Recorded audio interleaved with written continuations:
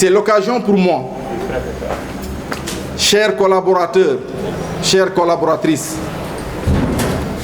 chers opérateurs de l'Office national de formation professionnelle, chers partenaires techniques et financiers qui accompagnent le secteur de la formation professionnelle,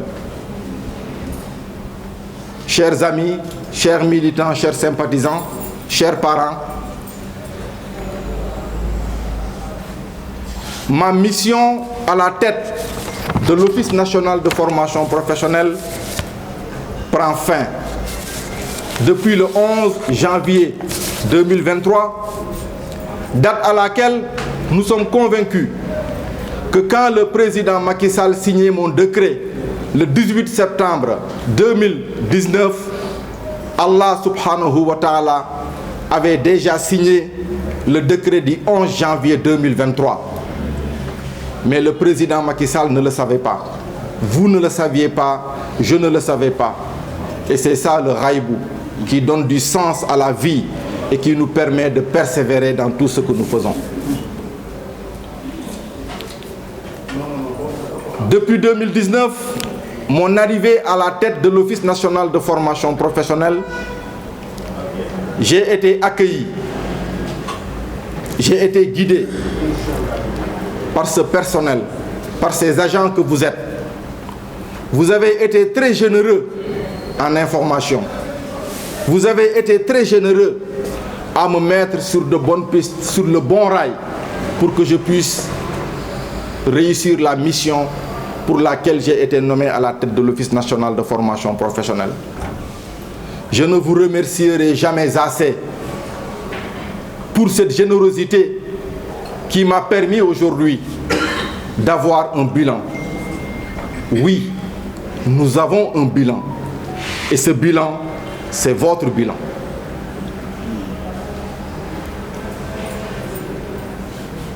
Nous avons, durant notre règne à l'Office national de formation professionnelle, comme vous pouvez en témoigner, privilégié la compétence, l'engagement.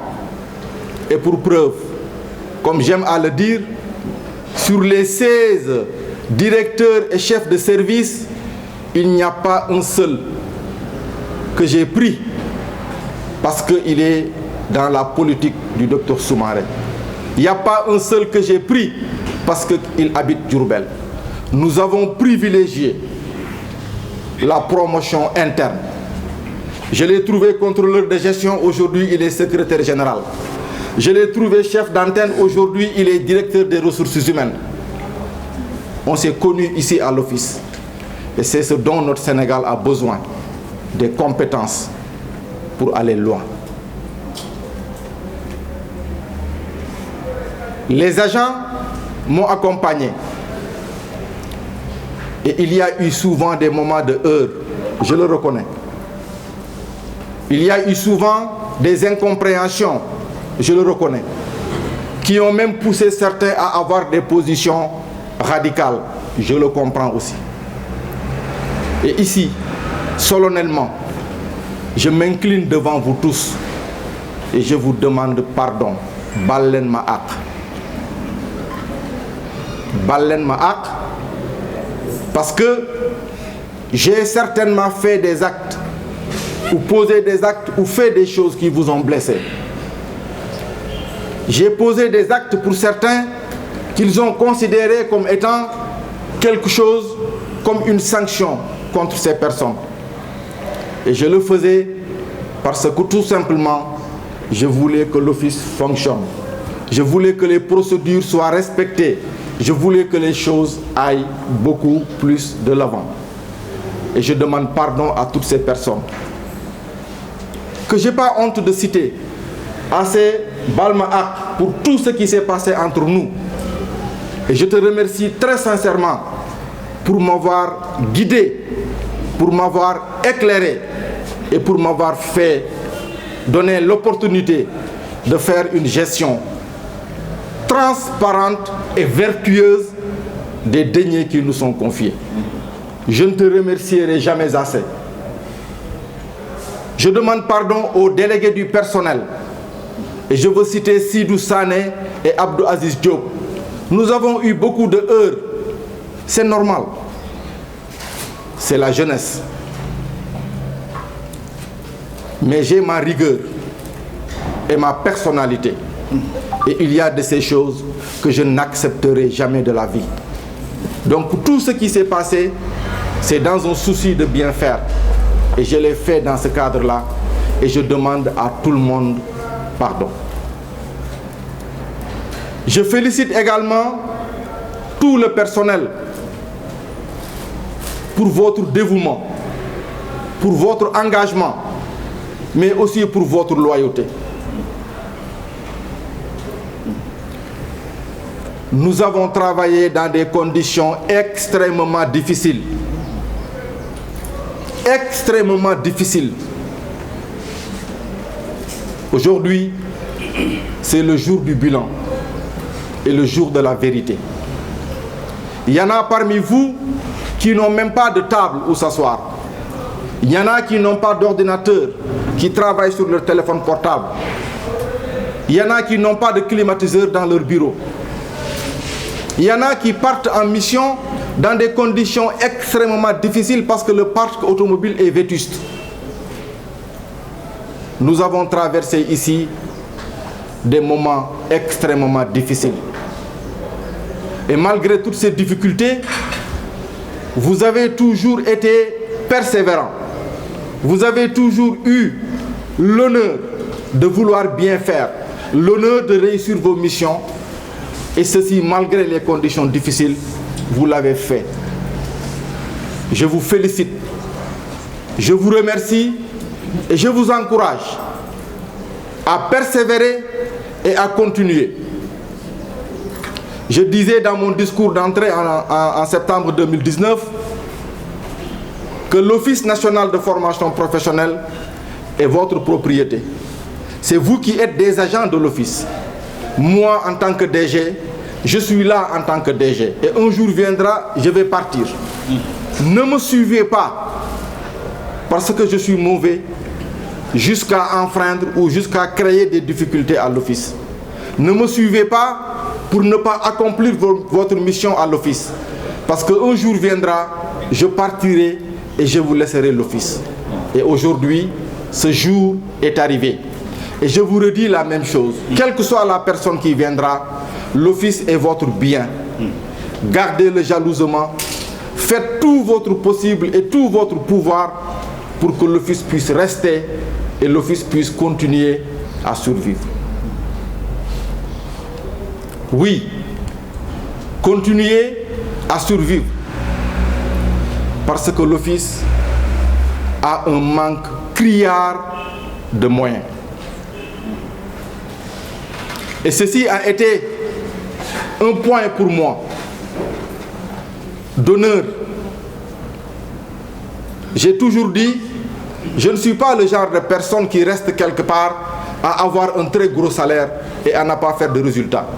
Je déteste cela. J'ai toujours voulu faire des résultats. Vous avez toujours voulu faire des résultats. Nous avons toujours voulu sauvegarder l'ONFP. Et tout ce qui s'est passé entre-temps, il faut qu'on le recadre et qu'on le recentre et qu'on le mette dans ce contexte et dans ce cadre-là. Donc, pour moi, les réalisations que l'Office a eu à faire sont extrêmement nombreuses. Quand je suis venu en 2019, nous avons trouvé l'ONFP dans une situation très compliquée, marquée par deux événements. Une ponction de 1,7 milliard sur les comptes de l'ONFP et le non-respect du contrat de performance que l'État du Sénégal avait signé avec l'Office national de formation professionnelle. Son Excellence le Président Macky Sall, de par sa vision pour la jeunesse, avait demandé à ce que ces 1,7 milliard soient restitués à l'ONFP. Je pars, mais pendant ma présence, ces montants n'ont jamais été retournés à l'office. Le contrat de performance n'a pas été non plus respecté. Et ces deux aspects, il y en a d'autres, ont conduit l'ONFP dans une situation très difficile, dans une situation très compliquée.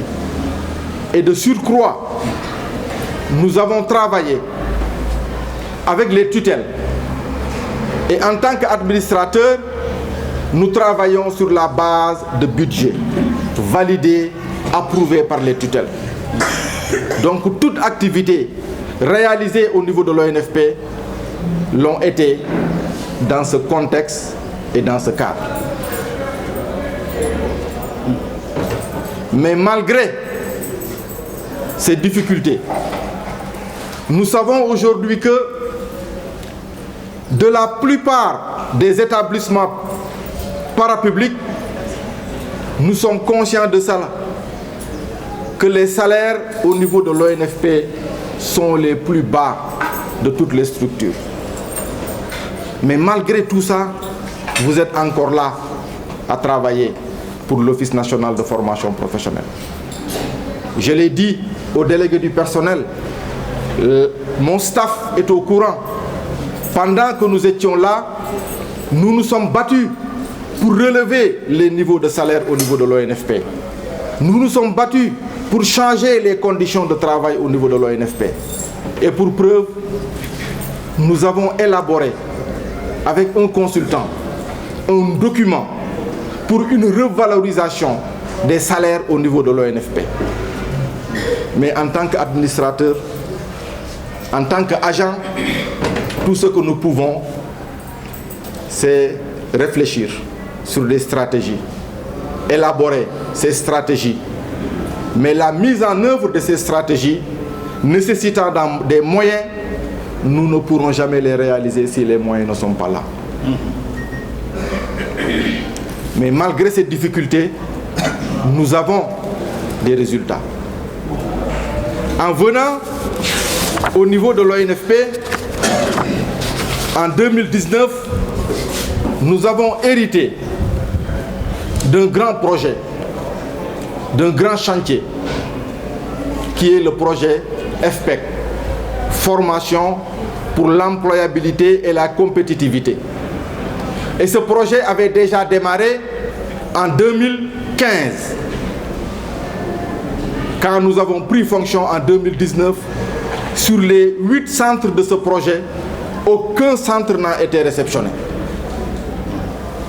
Et je dis bien, aucun centre n'a été réceptionné pour un projet qui avait démarré en 2015 jusqu'en 2019, aucun centre n'a été réceptionné. Mais par la grâce de Dieu, et grâce à vous, chers collègues, grâce à mes conseillers en infrastructure, nous avons su mener et terminer ce projet FPEC. Aujourd'hui, soyez fiers d'avoir inauguré le centre de formation professionnelle d'aviculture de Diamniadio. Soyez fiers d'avoir inauguré le centre de formation professionnelle en tourisme hôtellerie de Saint-Louis. Soyez fiers d'avoir inauguré le centre de formation professionnelle en tourisme hôtellerie de Ziguinchor. Soyez fiers d'avoir inauguré le centre de formation professionnelle en horticulture de Thiep, dans le Louga. Et soyez fiers de réceptionner au mois de mars le centre de formation en horticole de Neteboulou. Mais soyez fiers également d'avoir réhabilité les lycées techniques Maurice Delafosse, le lycée André Pétavin de Saint-Louis, le lycée industriel et minier de Kédougou. Non seulement de les avoir réfectionnés, mais de les avoir équipés à hauteur de 2,5 milliards de francs CFA. Dans ce projet FPEC, il ne reste qu'un chantier, celui de tourisme, Diamniadio, qui certainement sera finalisé. Et ce n'est pas uniquement ce que nous avons fait. Quand je suis venu, j'ai trouvé un autre projet dans le cadre de la maîtrise d'ouvrage déléguée pour la construction de 8 centres élémentaires au niveau de 8 départements du Sénégal. Mais aujourd'hui, soyez fiers d'avoir achevé le centre de Porokhane, d'avoir achevé le centre de Sokone, d'avoir achevé le centre de Ndangalma, d'avoir achevé le centre de Ndouloumadji. Mais soyez fiers d'avoir eu son Excellence, Monsieur le Président Macky Sall, qui a été inauguré le centre de formation de Aéré Lao. Soyez fiers aussi d'avoir presque achevé le centre de Goudon. Et dans le cadre de ce projet, il nous reste le centre de Foundiougne, pour lequel le marché a été résilié et devrait être réhabilité. Mais je n'oublie pas aussi le centre en formation sur les techniques automobiles de Koungheul, qui a été finalisé et réceptionné. Et quand on venait en 2015, aucun de ces chantiers n'a été finalisé. Mais nous l'avons fait, et nous l'avons fait ensemble. Nous l'avons fait parce que malgré la difficulté des conditions de travail, vous avez pu terminer cela et vous avez pu réaliser cela. Donc soyez fiers d'avoir réalisé tout ceci dans le cadre du projet FPEC et dans le cadre des 8 centres départementaux. Mais nous ne nous sommes pas limités à cela. Nous avons également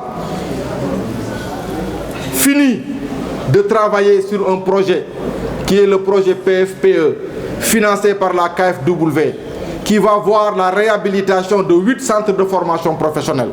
Et ce projet est financé par la KfW et il y a l'Office national de formation professionnelle qui va assurer la maîtrise d'ouvrage délégué. Et tout ceci a été fait dans la plus grande transparence.